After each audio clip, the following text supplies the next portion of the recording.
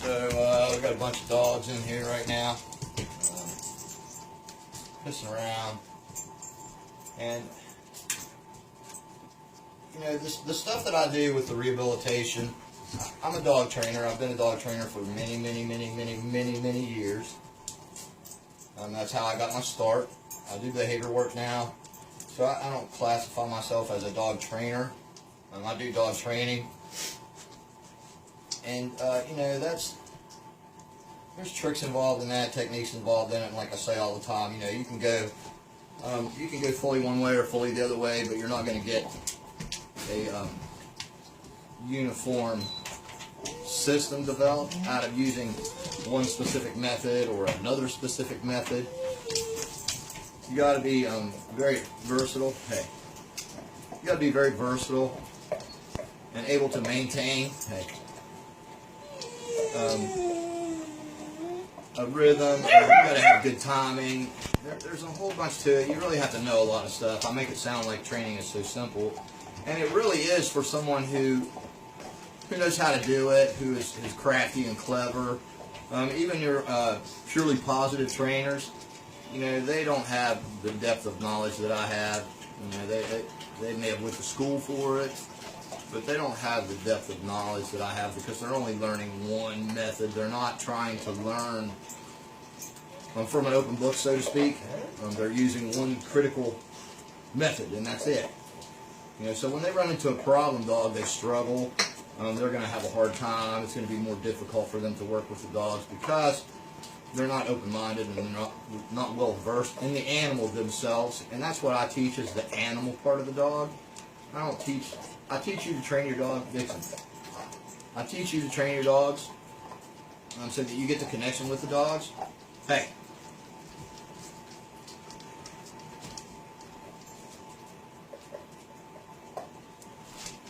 But what I do is I don't teach dog training, and the rehabilitation is not dog training. There's part of it that is, and I utilize training in some aspects of it, but I don't utilize the training in the rehabilitation. I do other things. That's living with nature, and that's what I teach. So don't be confused with the term dog trainer associated with me, because that's not what I fall into. I don't fall into that category of specific thing. I'm just so open and so versed in all of this. You know, I know these things like the back of my hand. I will tell you things, like I said before, that nobody else can tell you. So again, don't be confused by what I do as opposed to training. So when your dog comes down here, you know, you're not getting a supremely trained dog back. You're getting a dog who has real world experience, who has been through rehabilitation, learned things, and I give you education. I give you things to do to maintain this and to make a connection with your dog, because if you're not engaged with your dog and you don't have engagement in work from your dog, in living in general from your dog, then your dog's going to be just laden with behavior problems, and it's going to do whatever it wants to do. It's going to be in control of everything, and you're not going to have an option. And dominance and submission factually actually exist. There's a lot to that. There's a big, there's an ocean full of depth to that. That you have to be able to understand it all. And that's what I've learned through the years, is how to understand all of their communication signals. You know, when they feel a certain way, how they feel about a certain dog. I can look at two dogs and tell if they're going to get along or not, just by reading the body language of the two dogs, not even associated with one another at the point. But I can tell you that this dog and this dog are going to get along. And that comes from understanding the animal, not the dog. They get mixed up with the breed, the dog, the name, and they all forget about the animal because they don't want to admit that there is a wild being in here that's a killer. And that's a fact for every animal that's a carnivore or an omnivore, even a herbivore.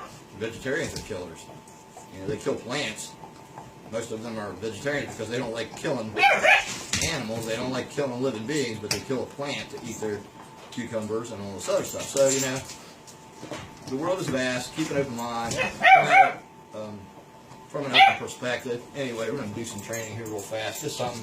I'm going to learn this about 5 minutes ago. The length of time I've been talking to you, you learned it 5 minutes before this video. Off.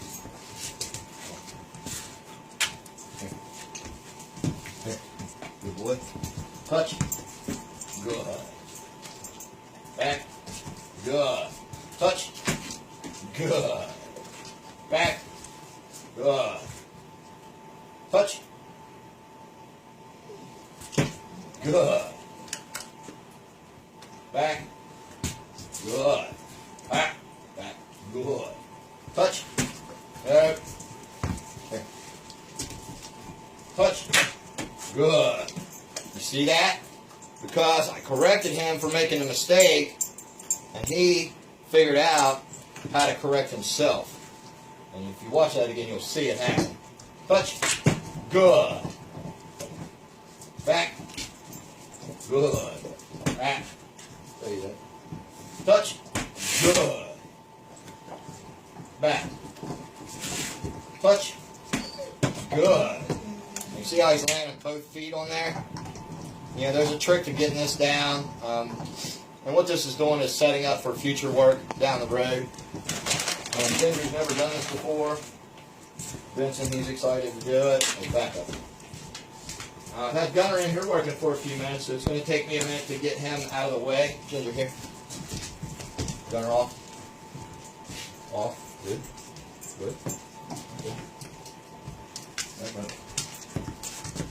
Gunner. Hey. That's it.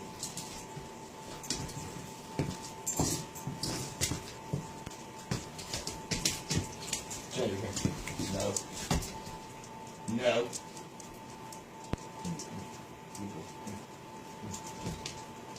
Hey.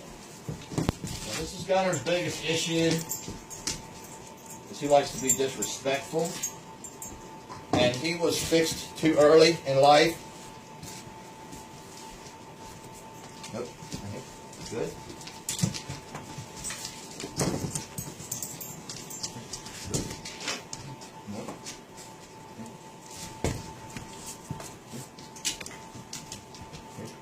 Good touch. Good. Back. Come on, out of the way. Good. Here. Good. Well, Ginger's a little bit, she's a fast learner, but she's fast. Touch. Touch. Good.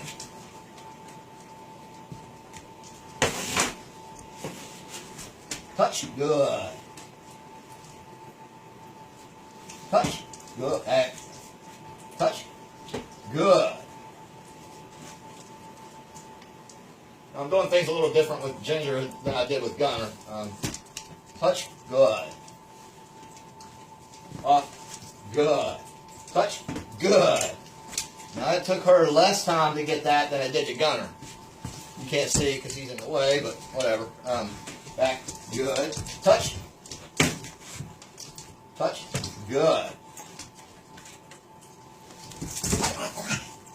Touch.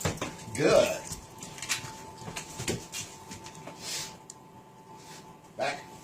Good. Back. Back. Good. Touch. Good. Now, like I said, Ginger has never done that before. Not one time, not ever. And you saw, what, 45 seconds I got her to do it, and she understands exactly what I want.